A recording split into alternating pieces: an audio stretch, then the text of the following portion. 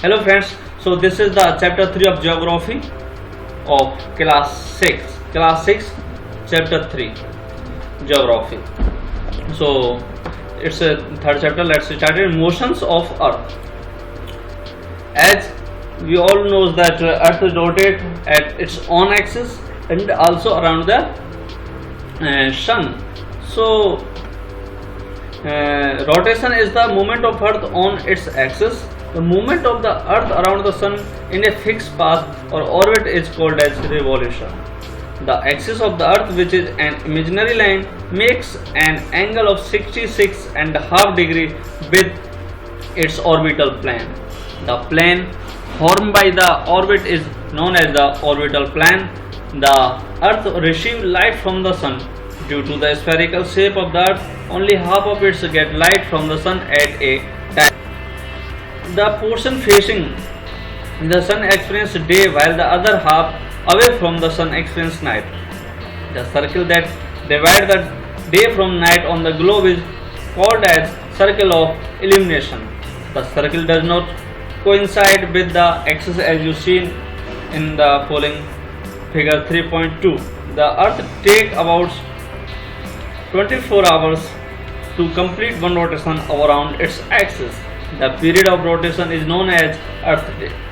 The period of rotation on its axis of Earth is known as Earth Day. This is the daily motion of Earth. What would happen if Earth did not rotate? The portion of the Earth facing the sun would always experience a day, thus bringing continuous warmth, heat to the region. The other half would remain in darkness and freezing cold all the time. Life would not have been possible in such extreme conditions. The second motion of the earth around the sun in its orbit is called revolution. It takes around 365 and half 1/4 days, means 6 hours to revolve around the sun. Means this is a year time, 365 and 1/4 days to revolve around the sun. We consider a year as consisting of 365 days only and ignore 6 hours for the sake of convenience. Here is a fact that ancient Indian astronomer Aryabhatta had stated that the earth is round and rotates on its own axis. And chapter 2 we also learned that Aryabhatta also stated that the earth and moon shines due to they receive light from the sun. So it is a picture and here is an explanation. 6 hours saved every year are added to make one day over a span of 4 years. The surplus day is added to the month of February. Thus, every 4th year, February is of 29 days instead of 28 days. Such a year with 66 days is called a leap year. Find out when the next leap year will be. So, from figure 3.3 it is clear that the earth is going around the sun in an elliptical orbit. This is not round, this is elliptical. Notice that throughout its orbit the earth is inclined in the same direction and earth is inclining this toward this side and it is inclining about 33 degrees in respect of ratio. Here is 66 degree to there is orbit plane and 23 and a half to its axis. And here is a year is usually divided into summer, winter, spring and autumn seasons. Seasons change due to the changes in the position of earth around the sun. We have seen that on 21st June the northern hemisphere is tilted toward the sun. 21st June. Here at 21st June, here is northern hemisphere is tilted toward the sun, so it receiving more heat. So that's why here is summer in the northern hemisphere and winter in the southern hemisphere. But in that in the 22 December there is winter in the northern hemisphere due to this southern hemisphere is tilted toward the sun, so it get direct sun rays, and this rays here it receives slanting rays.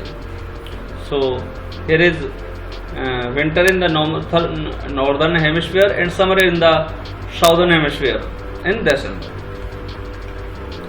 The rays of sun fall directly on the Tropic of Cancer. As a result, these areas receive more heat.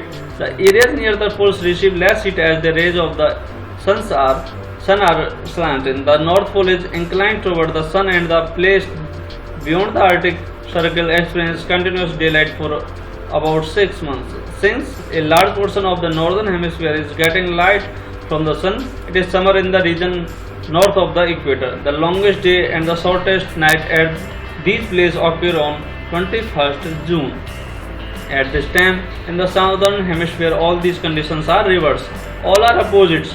It is winter there, nights are longer, and the position of Earth is called summer solstice. This position. So when is the summer solstice? Summer solstice in 21st of June.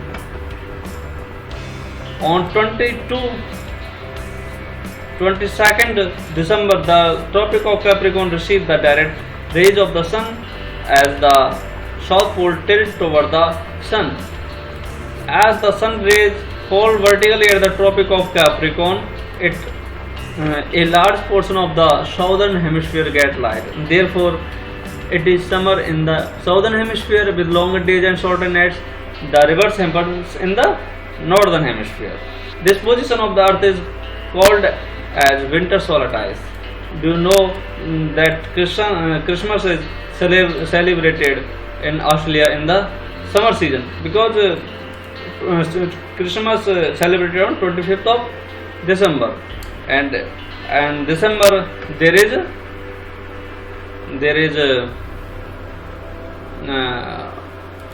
is summer and winter in the northern hemisphere, but South Australia is southern hemisphere. That's why there is a summer in the 25th of December. On 21st March and 23rd December, the direct rays of the sun fall on the equator. At this position, neither of this pole is tilted toward the sun, so the whole earth experiences equal days and equal nights. This is called an equinox. On 23rd September, it is autumn season in the northern hemisphere and spring season in southern hemisphere. The opposite is the case of 21st March, when it is spring in the northern hemisphere. In the 21st March, spring in the northern hemisphere and the autumn in the southern hemisphere. Thus, we find that there are days and nights changes in the season because of the rotation and revolution of the earth respectively.